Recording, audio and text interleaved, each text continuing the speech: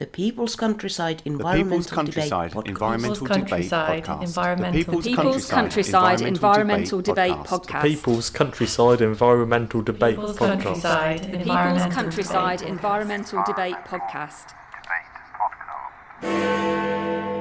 How long does it take to grow an audience? I ask as I'm looking to set up a podcast. Who's the most influential person in your life? This is People's Countryside Environmental Debate Podcast with me, Stuart the Wild Man, Mabba, and Me, William Manklow. Thanks very much for being with us on this. Must be the 630th episode of the podcast. I've just up there somewhere. pulled that out of my backside. We've got 2 listener questions today, as always. Not sure we've had Val from Galtegfa, Wales, and Tony Ashford-In-The-Water, Derbyshire, England. Tony, I think, may have been on before. But I think this is Val's first question. I've just had a quick scroll back. And I think they're both new listeners, or new listeners who have sent in their first question. We don't see it before we press record.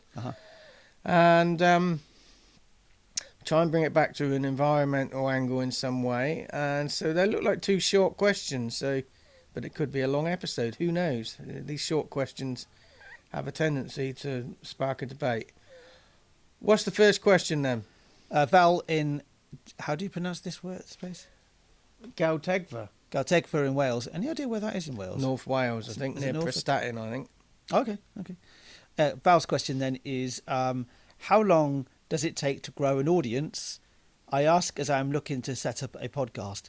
I mean, the first question I would ask is, before we go on to the how long does it take to grow an audience, is just that you're looking to set up a podcast, but so what's the podcast going to be about? Do you have a defined idea of what that podcast will look like when you actually go and press record? And also why?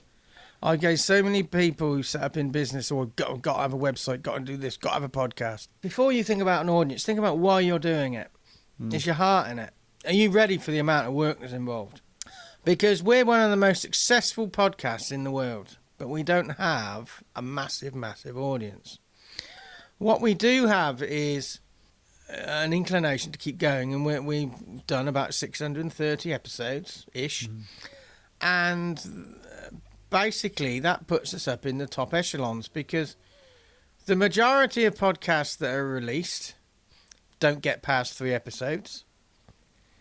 The majority of podcasts that get beyond 3 episodes don't get beyond 10. And they keep saying, oh, yeah, join us next time, and they don't come back. They just leave the audience hanging. So people are always dubious about joining a new podcast. They think, is it just going to disappear?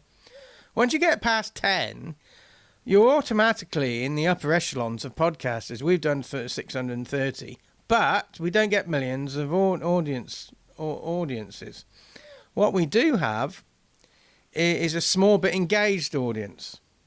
We get around a month between 6,000 and 8,000 listens, and we've maintained that for about 5 years. We don't go up, we don't go down. It is an average around about 7,000 a month, isn't it? Yeah. And probably about 200 a day, give or take. So I don't necessarily think your first thought when you set up a podcast is how you build an audience.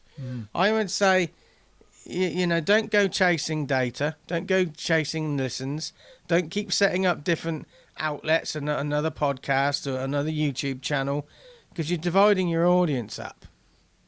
Make up your mind what you are, but I wouldn't go chasing the audience, but start small. Think about, even if you don't go beyond 20 listeners ever, as long as they're engaged, that's far better than having 1 million listens and nobody giving a shit. How I figure out our own podcast listeners is I used to be heavily involved with the local farmers market, and our daily listens are roughly around about how many people would turn up to that farmers market on a weekly basis. That was on a Saturday. Still runs, actually, I should say. But so I always have that figure in my mind. I can actually almost visualize that number of people. Yeah, it's never the same people. It's never the same people, but it's always roughly around about 200. And well, it goes somewhere between 150 and 300. Yeah, it's exactly. Otherwise, it's a spike. Yeah, exactly. Yes, but again, you're talking about on a very. If you looked over the last, say, 5 years or so, it's around about 200 a day, roughly on average. But I have that figure in my mind, and it kind of makes me think that yes, we have this really small engaged audience, as you would have for a farmer's market. That farmer's market, the people, they go there because they like the market. I always feel that anybody who's listening to this podcast, you like it, you follow, you listen to us because you're interested in what we're saying, and interested in the points that we make.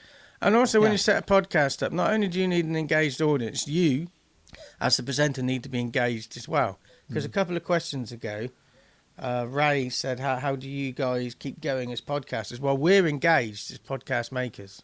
Well, we're not engaged to be married, but you know what I mean. So yeah, how do you,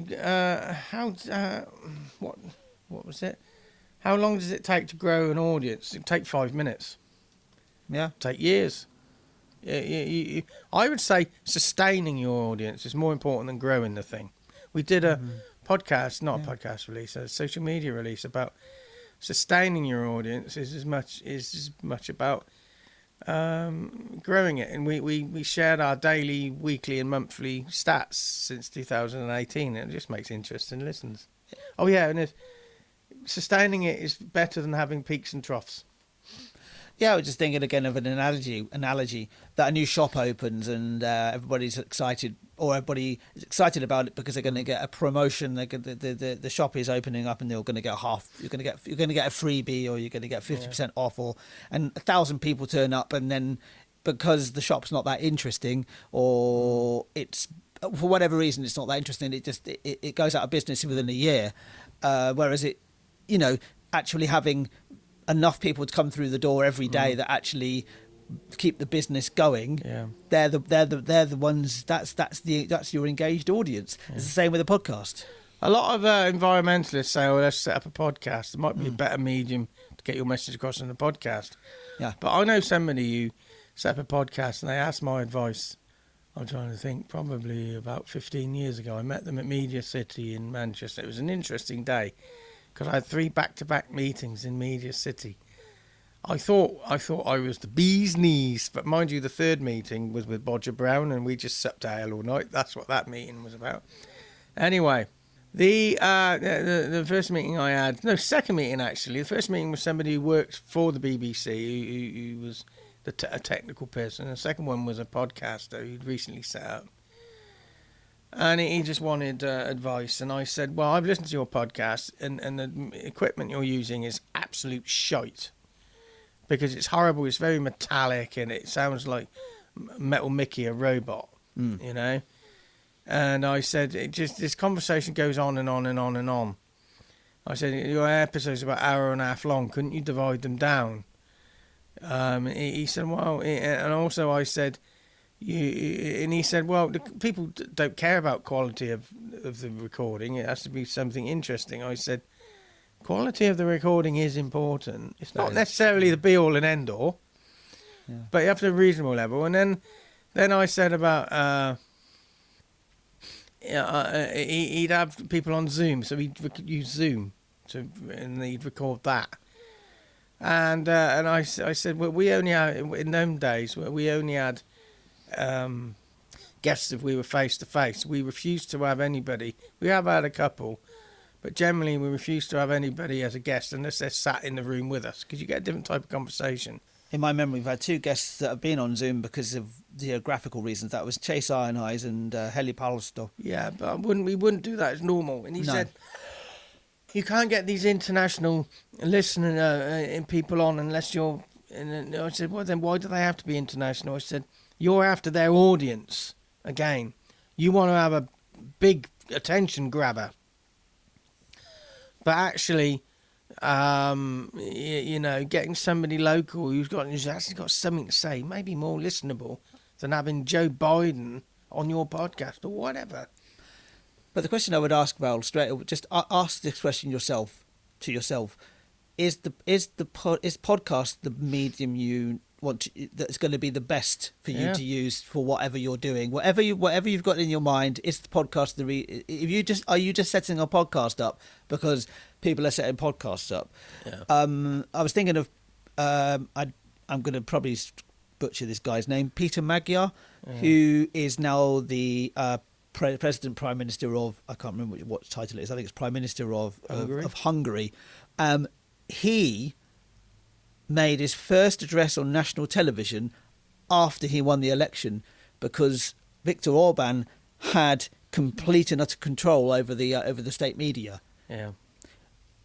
He actually went around the whole entire country, going to villages, going and speaking to people, talking to them face to face. That's how he became Prime Minister. It wasn't through social media. It wasn't through being on television, being on the media at all, because it was all controlled by Viktor Orban's party and government. So if you take that idea, think about is podcast the way forward with what you're planning on doing? And people say, how often should you release? It doesn't matter, but just be there when you say you're going to be there. Yeah, exactly. Don't set up a schedule. I'm going to do this every week. That's a lot of work, people. If you set a schedule and you can't do it, just put a little trailer out there saying, "Well, not around this week. We'll be back."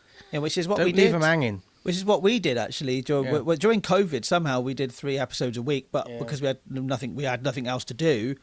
We then went to 2 episodes a week, and then it became 1 episode with 2 questions. It became 1 episode with two questions in it because it was just becoming unmanageable, and that's how we keep the longevity. There was a question we had recently in the last episode from Ray asking about how do we keep going as podcasters. Well, sometimes you do have to go, well, this is not manageable anymore, and it's actually having a detrimental effect on other things that I'm doing.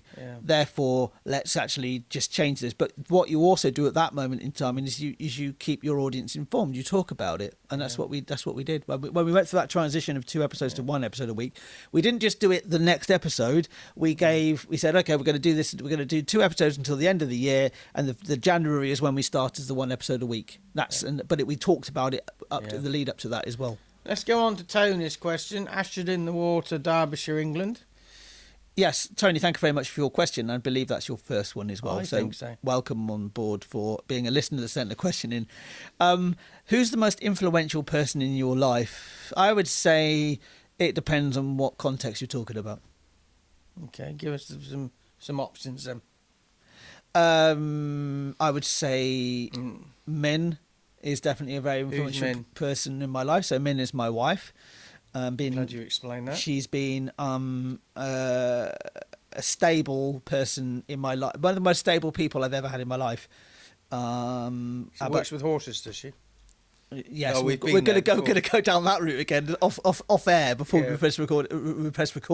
There was all sort of horse puns. That does remind me. That was a Tim Vine joke. That's it. That's 3 horse jokes on the trot. 5 or 4. Sorry. Yeah. Okay, and what about yourself? What? Me? Well, there's one influence that influences. You say there's different influences across your life, but there's one influence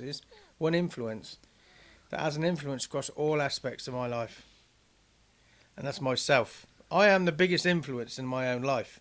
My own traits, my own biases, my own lethargy, my own frustration. That influences everything over and above anybody else. Yes. So that's my answer. I'm the biggest influence in my own life. You've got to take yourself as the biggest influence in your life. Yeah, absolutely. Yeah.